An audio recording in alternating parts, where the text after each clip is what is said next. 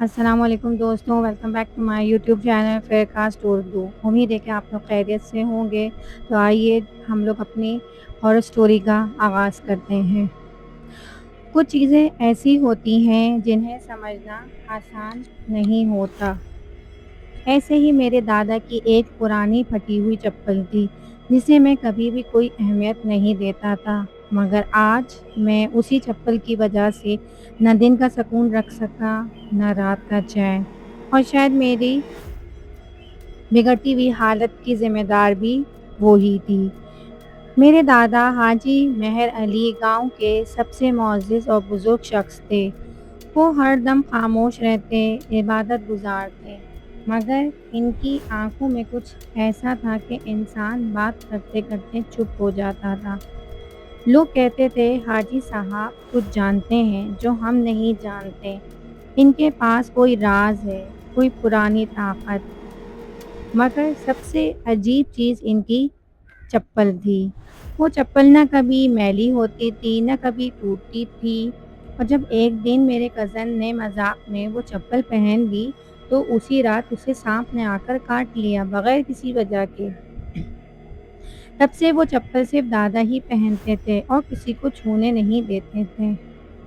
میں نے ایک بار چھپ کر چپل کو جلانے کی کوشش کی، چولہے پہ رکھی میں نے، لیکن شعلہ اٹھا اور فوراً ہی بجھ گیا۔ دادا نے مجھے دور سے دیکھا، کچھ کہا نہیں، صرف ایک جملہ، اسے جو چھوئے گا وہ خود بھی جل جائے گا۔ دادا کی وفات ایک دن عام سے دن پہ ہوئی، نہ کوئی انہیں بیماری تھی نہ ہی کوئی انہیں پریشانی تھی، بس ایک صبح ان کی سانس بند ہو گئی۔ لیکن عجیب بات یہ تھی کہ دادا کی چپل ان کے پاؤں میں نہیں تھی۔ پوری حویلی چھان ماری مگر چپل کا نام و نشان نہیں تھا۔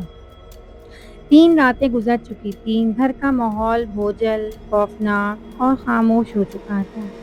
چوتھی رات اچانک بکریوں کی چیخنے کی آوازیں آنے لگ گئیں۔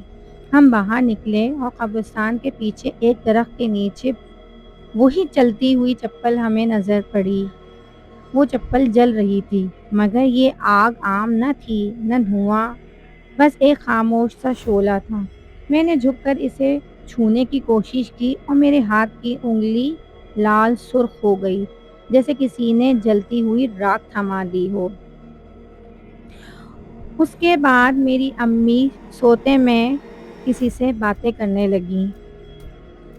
میرے بھائی کو ہر روز صبح نیند میں خراشیں ملتی اور ہر صبح دروازے پر کسی ذبح کیے ہوئے پرندے کا سر پڑا ہوا ہوتا تھا۔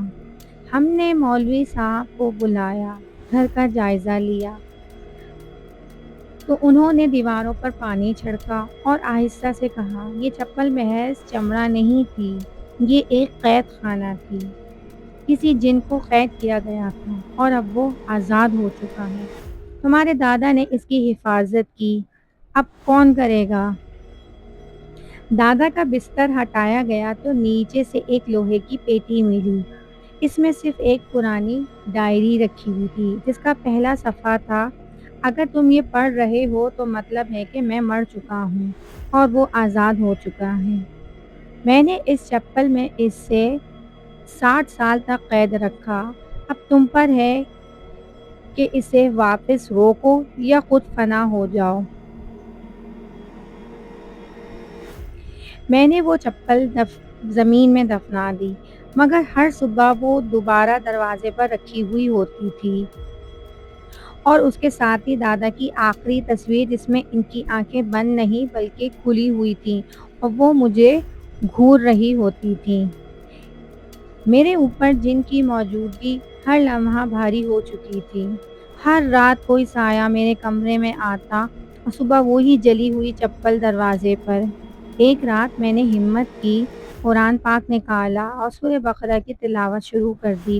آنسو بہہ رہے تھے، آواز کانپ رہی تھی، مگر میں رکا نہیں۔ جیسے جیسے میں تلاوت کرتا گیا ایسا لگا جیسے کمرے کی فضا ہلکی ہوتی جا رہی ہو، جیسے کسی نے بہت بھاری بوجھ اتار دیا ہو۔ اچانک چپل کی آگ خود بخود بجھ گئی اور اس پر لکھی ایک تحریر ظاہر ہوئی جو پہلے کبھی نہیں دیکھی تھی، جس نے مجھے حق کے ساتھ روکا، وہی میرا نجات دہندہ ہے، میں واپس جا رہا ہوں۔ اگلے دن میری ماں نے سکون سے نیند لی، بھائی کی خراشیں بھی ختم ہو گئیں اور پہلی بار دروازہ بند رہا۔ صبح تک میں نے وہ چپل دریا میں بہا دی، قرآن کی تلاوت کے ساتھ، اور جاتے وقت ایسا لگا جیسے دادا کی آواز آئی، بیٹا اب تو تیار ہے، اب تو وارث ہے، لیکن صرف نور کا۔ اگر آپ کو میری ہارر سٹوری پسند آئی ہو تو پلیز میری ویڈیو کو ضرور لائک اور سبسکرائب کیجیے گا۔ اللہ حافظ۔